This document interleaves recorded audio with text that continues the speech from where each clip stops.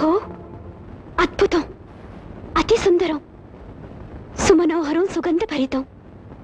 ఈ ప్రకృతి రమణీయత నన్ను మైమరిపింపచేయుచున్నది. అపూర్వమైన గంధర్వ గానమేదో నా మదిలో మొదలుగుచున్నది.